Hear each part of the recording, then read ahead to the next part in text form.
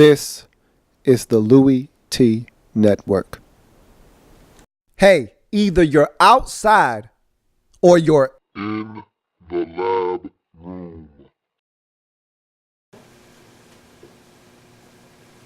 Who else could it be? For me, Dorman. Louie T, welcome. You are in the lab room. Of course, I am your host, Lou. Thank you for joining me. Week number 17 in the National Football League.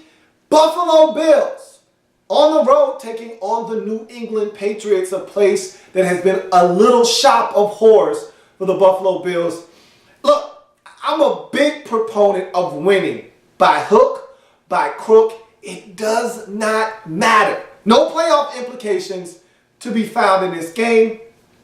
Bills have been mathematically eliminated from the postseason despite having a chance to win 9 games for the first time in a long time. Meanwhile, Patriots have already locked up the #1 overall seed in the AFC playoffs. They have home field advantage throughout, so no need to go the extremely long mile of trying to win a game that absolutely means nothing in the grand scheme of things. And so Bill Belichick wanted to win this game. Don't get it twisted, and we'll talk about that here in a second. But if I'm Buffalo, I want to take the Buffalo Bills perspective of this game quickly, because if I'm the Bills, I do everything in my power to win this game. And I know the Patriots don't care about the outcome necessarily. Look, I'm sitting here and I'm telling you, as I stand here, Bill Belichick wanted to win this game. And I'm going to tell you why. If you're the Bills, you need to win this game from a psyche standpoint. Forget about who's playing. Forget about Brady not playing in the second half. Forget about all that stuff. The Bills, they didn't need this game. Neither did the Patriots. If you're Buffalo, this was a must-have game. Just because you want to see the Bills have more points on the scoreboard than the Patriots, period. You need to beat this team. They have a psychological edge over you, and a win can do wonders for you moving forward. And I don't care how you get it. I don't care what the circumstances surrounding the victory are. You just need to beat the Patriots, especially in Foxboro, where you haven't done that in over a decade. So this was huge.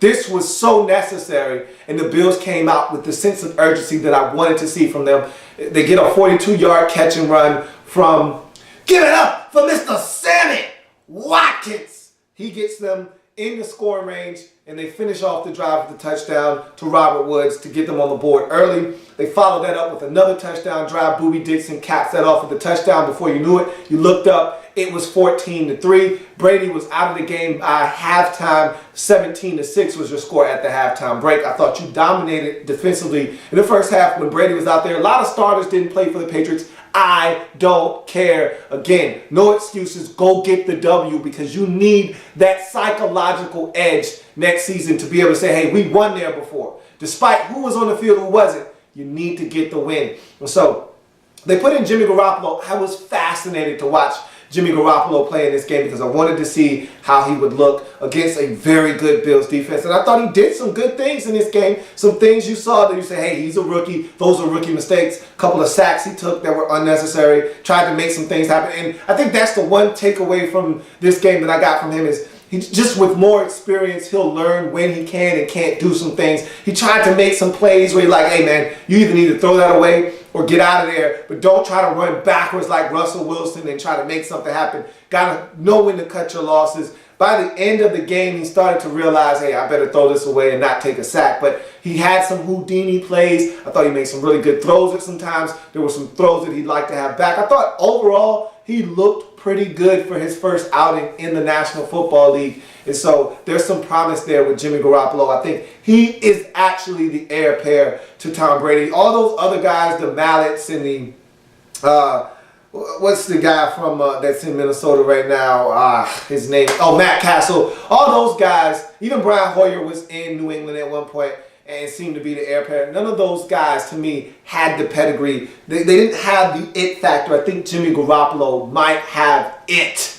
And what is it? Don't know. But I think he might have it as the heir apparent to Tom Brady. But either way, Bills are able to make sure that he isn't able to spark any magic, hold him to only a field goal in the second half. They win the game 17-9. I think this was a huge win for the Bills. Again, I don't care who plays, who doesn't play. You needed to see a W in Foxboro, and they were able to achieve that. And I think this will go a long way in the future to helping you win in Foxboro when it actually matters most. And so that was a big get. And Kyle Orton decides to hang it up. He's no longer going to play in the National Football League after 10 years of service. So you're going to have to find yourself a quarterback. And I don't know if you feel like E.J. Manuel could be that guy or not, but at the end of the day, Kyle Orton isn't going to save you next season. You need to make a decision at quarterback. If you need to pick up the phone and call the Bears for Jay Cutler, or you need to pick up the phone and call another team for one of their quarterbacks, or you need to go and get a guy in the draft, whatever you need to do, this team is too talented to be held back by the quarterback position for the next couple of years.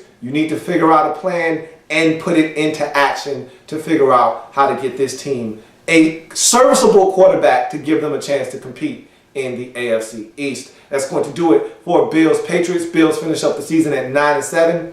Patriots finish up the season at 12-4, have a first round bye, and then they'll be playing their first playoff game in the divisional round. If it happens in the National Football League, whether big or small, we cover it all here in the Lab Room. Come back and join me as I continue to break down week number 17 in the National Football League. See you in a bit. In the lab.